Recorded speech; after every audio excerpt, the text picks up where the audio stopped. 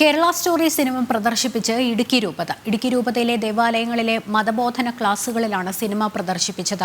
കുട്ടികളിലും യുവതീ യുവാക്കളിലും ബോധവൽക്കരണത്തിന്റെ ഭാഗമായാണ് സിനിമ പ്രദർശിപ്പിച്ചത്. ദൂരദർശൻ ചാനലിൽ സിനിമ പ്രദർശിപ്പിക്കുന്നതുമായി ബന്ധപ്പെട്ട രാഷ്ട്രീയ വിവാദങ്ങൾ കത്തുന്നതിനിടെയാണ് ഇടുക്കി രൂപത സിനിമ പ്രദർശിപ്പിച്ചത്. വിവരങ്ങളുമായി സുബിൻ തോമസ് ചേരുന്നുണ്ട്. സുബിൻ, ഈ കേരള സ്റ്റോറി പ്രദർശിപ്പിക്കരുത് എന്ന് പറഞ്ഞ് ഭരണ പ്രതിപക്ഷ നേതാക്കളൊക്കെ ഇറങ്ങിയ ഒരു സാഹചര്യമുണ്ട്. പക്ഷേ അതിനെല്ലാം അവഗണിച്ചുകൊണ്ടായിരുന്നു 11 കോടി ജനങ്ങൾ ഈ സിനിമ കണ്ടു എന്നുള്ള കണക്കുകൾ വന്നിരുന്നു. ഇപ്പോൾ ഇടുക്കി രൂപത ഈ കേരള സ്റ്റോറി സിനിമ പ്രദർശിപ്പിച്ച സാഹചര്യം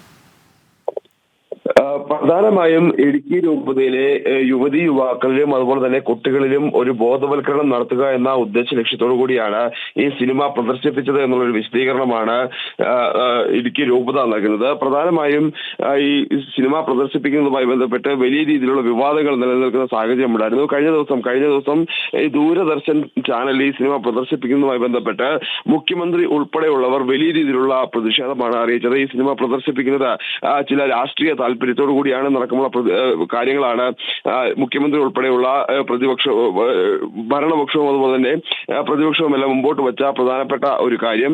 ഇതെല്ലാം അവഗണിച്ചുകൊണ്ടാണ് 2 ദിവസം മുമ്പ് മുതൽ ഇടുക്കി രൂപതയിലെ പള്ളികളിലെ മതബോധന ക്ലാസുകളിൽ ഈ സിനിമ നിലവിൽ പ്രദർശിപ്പിച്ചു വരുന്നത്. ഒരു ബോധവൽക്കരണം, അതായത് ഇസ്ലാമിക തീവ്രവാദത്തിലേക്ക് അല്ലെങ്കിൽ ഇസ്ലാമിക തീവ്രവാദികൾ എങ്ങനെ യുവതീ യുവാക്കളിലേക്ക് എത്തുന്നു, പ്രണയം ഉൾപ്പെടെ, ലവ് ജിഹാദ് ഉൾപ്പെടെ, അതായത് ഏതു തരത്തിൽ പ്രണയത്തിലൂടെ ഈ പെൺകുട്ടികളെ ഈ ഒരു ഇസ്ലാമിക തീവ്രവാദികൾ കൊടുക്കുന്നു എന്നടക്കമുള്ള കാര്യങ്ങളെല്ലാമാണ് ഈ സിനിമയിൽ പ്രതിപാദിക്കുന്നത്. അതിൽ ഈ കുട്ടികളെ ബോധവൽക്കരിക്കുക, അതുപോലെ തന്നെ യുവതീ യുവാക്കളെ ബോധവൽക്കരിക്കുക എന്ന ഉദ്ദേശത്തോടു കൂടിയാണ് ഈ സിനിമ പ്രദർശിപ്പിച്ചിട്ടുള്ളത്. എല്ലാ ദേവാലയങ്ങളിലും ഈ ഒരു സിനിമ പ്രദർശിപ്പിച്ചിട്ടുണ്ട് എന്നുള്ളതാണ് നമുക്ക് മനസ്സിലാക്കാൻ സാധിക്കുന്നത്. നമുക്കറിയാം, കേരളത്തിലെ നിലവിലെ സാഹചര്യം അനുസരിച്ച് നിരവധി കുട്ടികൾ വിദേശ രാജ്യങ്ങളിൽ പോയി പഠിക്കുകയും ജോലി ചെയ്യുകയും ഒക്കെ ചെയ്യുന്നുണ്ട്. ഇത്തരത്തിൽ വിദേശ രാജ്യങ്ങളിലേക്ക് എത്തുന്ന കുട്ടികളാണ് ഇത്തരത്തിൽ കൂടുതലായി ഈ ഇസ്ലാമിക തീവ്രവാദികൾ ലക്ഷ്യം വയ്ക്കുന്നത്. അവരെങ്ങനെ ഇവരുടെ വലയത്തിൽ പെടുന്നു, ആ കാര്യങ്ങളെല്ലാം തന്നെ ഈ കുട്ടികളിൽ ബോധവൽക്കരിക്കേണ്ടതുണ്ട്. ആ ബോധവൽക്കരണത്തിന്റെ ഭാഗമായി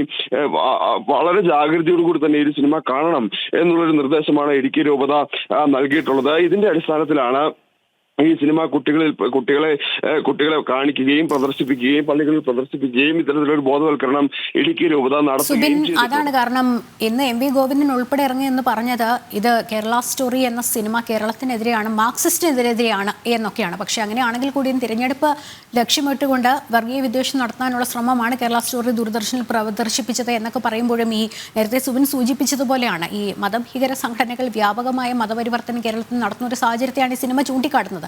അത് എന്തുകൊണ്ട് ഈ LDF-നും UDF-നും ഒക്കെ നോവുന്നു എന്നുള്ള ചോദ്യം നേരത്തെ തന്നെ ഉയർന്ന ഒരു സാഹചര്യമുണ്ടായിരുന്നു. ഇപ്പോൾ ഇടുക്കി രൂപത ഉൾപ്പെടെ ഇത് വളരെ ഗൗരവത്തോടെ കാണുന്നു. അതുകൊണ്ടാണ് യുവതീ യുവാക്കളിലും കുട്ടികളിലും ഉൾപ്പെടെ ബോധവൽക്കരണം നടത്താൻ വേണ്ടി ഇത് പ്രദർശിപ്പിക്കുന്നത് എന്നാണ് മനസ്സിലാക്കേണ്ടത്. സാഹചര്യത്തെ വളരെ ഗൗരവത്തോടെയാണ് കാണുന്നത്. പ്രധാനമായും ഈ ഒരു വിവാദങ്ങളെല്ലാം തന്നെ ഉണ്ടാകുന്ന സമയം മുതൽ, ആദ്യഘട്ടത്തിൽ ഈ സിനിമ റിലീസാകുന്ന സമയം മുതൽ തന്നെ ഇടുക്കി രൂപതയും അതുപോലെ തന്നെ മറ്റ് ക്രൈസ്തവ രൂപതകളും അതുപോലെ തന്നെ മറ്റ് ക്രൈസ്തവ വിശ്വാസികളെല്ലാം തന്നെ ഒരു സിനിമ കാണണമെന്നുള്ള ഒരു കാര്യം മറ്റ് ഈ തങ്ങളുടെ വിഭാഗത്തിൽപ്പെടുന്ന ആളുകളോടെല്ലാം തന്നെ വ്യക്തമാക്കിയിരുന്ന കാര്യമാണ്. നിലവിൽ രണ്ടാമതും ഈ ഒരു വിഷയവുമായി ബന്ധപ്പെട്ട് ഇത്തരത്തിൽ കൂടുതലായി യുവതീ യുവാക്കളും അതുപോലെ തന്നെ കുട്ടികൾ ഉൾപ്പെടെ, കൗമാരക്കാരായിട്ടുള്ള കുട്ടികൾ ഉൾപ്പെടെ ഇത്തരത്തിലുള്ള ആളുകളുടെ വലയങ്ങളിൽ പെട്ടുപോകുന്ന ഒരു സാഹചര്യമുണ്ട്. ആ ഒരു സാഹചര്യത്തിൽ നിന്നുകൊണ്ടാണ് ഇത്തരത്തിലുള്ള ഒരു തീരുമാനത്തിലേക്ക് ഇടുക്കി രൂപത എത്തിയിട്ടുള്ളത്.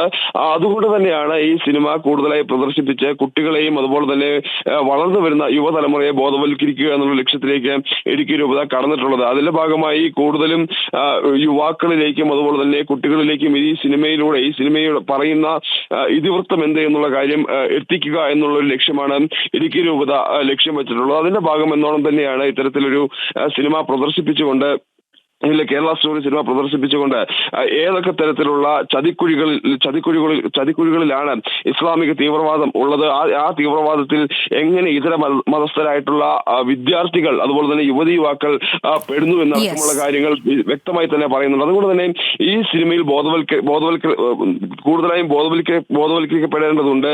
അതിന്റെ അടിസ്ഥാനത്തിലാണ് ഇത്തരത്തിലൊരു പ്രദർശനം ഇവർ നടത്തിയിട്ടുള്ളത്. സുബിനാണ് വിവരങ്ങൾ നൽകിയത്.